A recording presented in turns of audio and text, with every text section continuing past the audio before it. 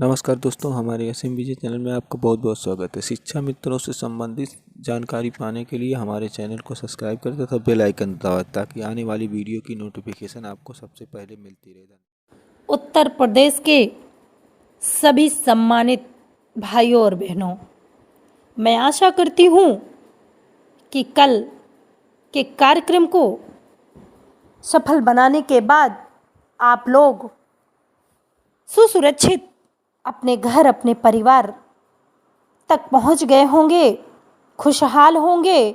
मैं ईश्वर से प्रार्थना करती हूँ। मेरे सभी सम्मानित भाइयों और बहनों,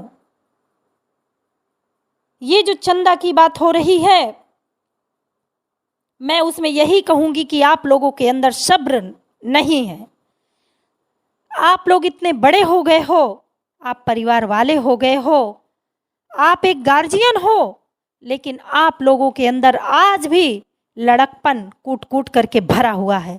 आप लोगों को सोचना चाहिए, विचार करना चाहिए कि कल के इस कार्यक्रम को सफल बनाने के लिए, अपने सम्मान को वापस पाने के लिए एक हफ्ते से लगातार हम सभी का भाई मुखिया, प्रदेश अध्यक्ष के पद पर कार्य कर रहा रविंदर सिंह, छोटा भाई सत्यम और सभी कार्यकर्ता कितनी मेहनत और लगन से लगे हुए हैं।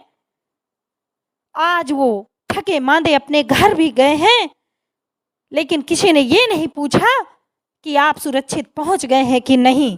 लेकिन एक छोटी सी बात का बतंगड़ बनाना आप लोगों के लिए साधारण चीज बन चुकी है। मैं कहती हूं कि अगर कोई निर्णय लिया गया है तो क्या उसमें मोहर लग गई है या कैबिनेट का कोई प्रस्ताव पारित हो गया है, हर समस्या का समाधान है। ये कोई बहुत बड़ी बात नहीं है कि रसीद में कुछ लिखा हुआ है कि सिर्फ 1000 ही भाई बहन देंगे। मैं कहती हूं कि आप सभी बिल्कुल मत दीजिए, बिल्कुल मत सहयोग दीजिए, लेकिन कार्यक्रम तो होकर ही रहेगा, भले ही किसी भी हालत में हो। अगर सम्मान दिलाने का बीड़ा उठाया गया है तो उसको हम सब मिलकर उठाने का कार्य करेंगे। मैं आप लोगों से कहना चाहती हूं कि एक छोटी सी बात को बड़ी सी कहानी बनाना छोड़ दीजिए। ये कोई बहुत बड़ी बात नहीं थी। प्रदेश अध्यक्ष रविंदर भाई का ऑडियो का इंतजार करिए, मैसेज का इंतजार करिए, इसमें भी समस्या का समाधान निकल के सामने आएगा।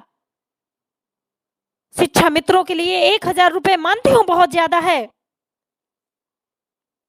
लेकिन इसमें कोई दबाव नहीं है कि आप 1000 दो, जो आपकी इच्छा हो वो करो। ये कार्यक्रम आपका है और इस कार्यक्रम को सफल बनाने की जिम्मेदारी हम सबकी है, ना कि किसी एक की। पैसा इसलिए लिया जा रहा है, दान इसलिए लिया जा रहा है कि कोई छोटा मोटा कार्यक्रम नहीं रखा गया है। ये बहुत बड़ा कार्यक्रम रखा गया है जिसमें कैबिनेट के कई मंत्री आएंगे और उत्तर प्रदेश से आए हुए सभी शिक्षा मित्रों की जिम्मेदारी राजू दास महाराज जी के संगठन के लोगों की होगी कि सबको भोजन मिले, सबको पानी मिले, कोई भाई बहन अस्वस्थ हो जाए तो उसको दवा मिले, उसकी सारी सुविधाओं की जिम्मेदारी रखने का कार्य किया गया है। इसलिए मैं आपसे निवेदन करना चाहती हूं कि नेतृत्वकर्ता का इंतजार करिए, उनके सवालों के जवाब देने का इंतजार करिए, धैर्य रखिए। इसमें भी समस्या का समाधान कल कर दिया जाएगा। तब तक कम से कम आप लोग शांति बनाए रखिए, एकता का परिचय दीजिए। आप एक शिक्षक हैं, शिक्षक की गरिमा में रहिए। किसी के ऊपर टीका टिप्पणी उठाना उचित बात नहीं है। किसी का संघर्ष आपको याद नहीं है। थोड़ी सी कोई बात हुई तो उसमें आप लोग उंगलियां उठाना शुरू कर देते हैं। ये कोई बहुत बड़ी बात नहीं है। ना ही आपके साथ जोर जबरदस्ती की गई है कि नहीं आप 1000 की रसीद कटाइए। जो उचित होगा वही किया जाएगा, जो निर्णय संगठन के द्वारा लिया जाएगा उचित ही होगा। हर समस्या का समाधान किया जाता है। इसका मतलब ये नहीं कि आप वाद विवाद करें, टीका टिप्पणी करें। इसलिए आप एक सभ्य व्यक्ति हैं, एक शिक्षक हैं। शिक्षक की गरिमा बनाए रखिए और सुबह का इंतजार करिए। प्रदेश अध्यक्ष रविंदर सिंह के द्वारा कोई ना कोई समस्या के समाधान करने का विचार किया जाएगा।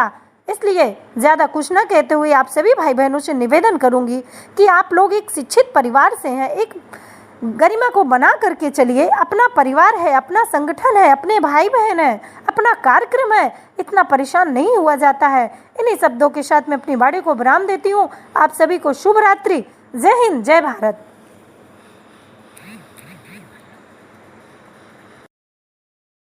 कैसे लॉकडाउन कर दिया, लोगों की जान चली गई। उत्तर प्रदेश में 90 मजदूर चलते चलते घर नहीं पहुंच पाए, उनकी जान चली गई। ऐसा लॉकडाउन करा इन्होंने। लॉकडाउन और वैश्विक महामारी के कारण जहां जान चली गई, रोजगार चले गए, नौकरी चली गई, व्यापार चला गया, और हमारे यही शिक्षक जो हमें पढ़ाते भी हैं, हमारे भविष्य को बनाते भी हैं, हमारे दिल और दिमाग को ठीक करते हैं, यही हमारे शिक्षक समय आने पर हमें रास्ता दिखाते हैं। हमें जीवन भर हम कैसे बने, अगर हम पढ़ाई में कमजोर हैं तो हमें उत्साह देते हैं, हमारा मनोबल बढ़ाते हैं और हमें आगे बढ़ने की प्रेरणा देते हैं। ऐसे शिक्षकों को भी जब जरूरत थी तो सरकार ने इनको धकेल दिया। हमारे शिक्षक ड्यूटी पे लगे रहे, चुनाव में ड्यूटी पे रहे, और जब जान चली गई तो सरकार आगे नहीं आई मदद करने के लिए।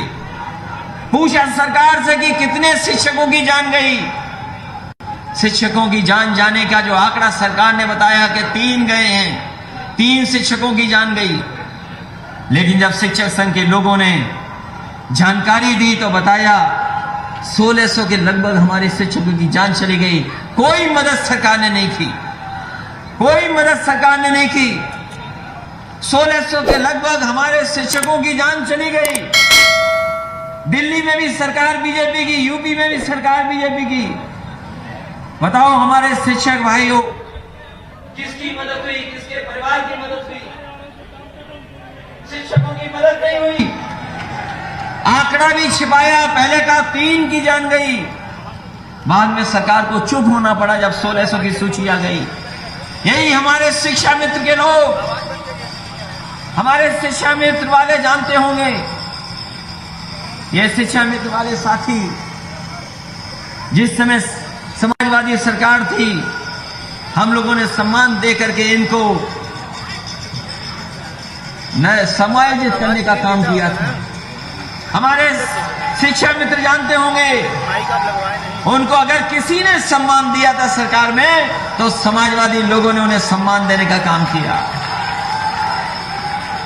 लेकिन उनका सब कुछ छिन गया। उनका घोषणा पत्र उठाइए, बीजेपी के लोगों का घोषणा पत्र, ताकि हम शिक्षा मित्रों को सम्मान देंगे, उनको समायोजित कर देंगे। लेकिन जैसे ही सरकार बनी, शिक्षा मित्रों को भी धोखा देने का काम अगर किसी ने किया है तो भारतीय जनता पार्टी के लोगों ने किया है। आज शिक्षक खड़े हैं सड़क पर, मानदेय देने का काम शुरू हो गया था। अभी कुछ लोगों ने कहा मैं यहां पर वित्तहीन वालों के लिए रास्ता निकाला था समाजवादियों ने। वित्तहीन वालों की भी मदद सरकार नहीं कर पा रही है। ये पुरानी पेंशन किसने छीनी? बीजेपी ने छीनी। ये शिक्षा मित्र किसने बनाए थे? बीजेपी ने बनाए थे, और बाद में उनकी जान भी ले ली और उनको नौकरी से भी बाहर करने का काम किया।